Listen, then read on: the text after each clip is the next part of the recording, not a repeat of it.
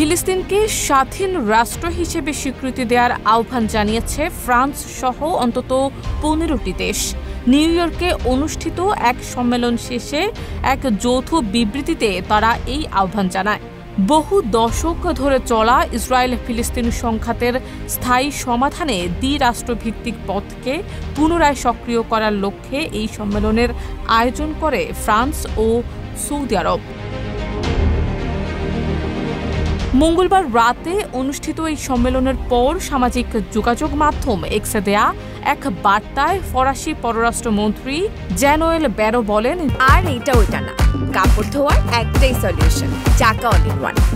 New ইয়র্কে আমরা একসঙ্গে একটি স্পষ্ট বার্তা দিয়েছি, ফিলিস্তিন রাষ্ট্রকে স্বীকৃতি দেওয়ার ইচ্ছা প্রকাশ করছি এবং যারা এখনও স্বীকৃতি দেয়নি তাদেরও এতে যোগ দিতে আহ্বান জানাচ্ছি।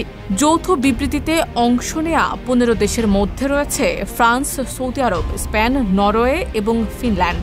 তারা ফিলিস্তিন ইসরায়েল সংকট নিরসনে দ্বিরাষ্ট্রভিত্তিক সমাধানের প্রতি নিজেদের প্রতিশ্রুতি পুনর্ব্যক্ত করেছে। তবে এইসব দেশের মধ্যে অন্তত ৯টি এখনও আনুষ্ঠানিকভাবে ফিলিস্তিনকে রাষ্ট্র হিসেবে স্বীকৃতি দেয়নি। তাদের পক্ষ থেকে জানানো হয়েছে বিষয়টি ইতিবাচকভাবে বিবেচনায় রয়েছে। এই দেশগুলোর মধ্যে রয়েছে অস্ট্রেলিয়া, কানাডা ও নিউজিল্যান্ড। সম্মেলনে আরও ১৭টি দেশ, ইউরোপীয় ইউনিয়ন ও আরব লীগের পক্ষ থেকেও অংশ নেওয়া হয়। এর আগেই ফরাসি প্রেসিডেন্ট ইমানুয়েল ম্যাক্রো ঘোষণা দেন, আগামী সেপ্টেম্বরে ফ্রান্স ফিলিস্তিনকে আনুষ্ঠানিকভাবে রাষ্ট্র হিসেবে স্বীকৃতি দেবে। এই ঘোষণার পর যুক্তরাষ্ট্র ও ইসরায়েলের তীব্র প্রতিক্রিয়ার মুখে পড়ে ফ্রান্স। তবে প্যারিস বলছে এই স্বীকৃতি আন্তর্জাতিক পরিমণ্ডলে একটি গঠনমূলক গতি তৈরি করবে, যা ফিলিস্তিনের রাষ্ট্রীয় স্বীকৃতির পথে ইতিবাচক প্রভাব ফেলবে।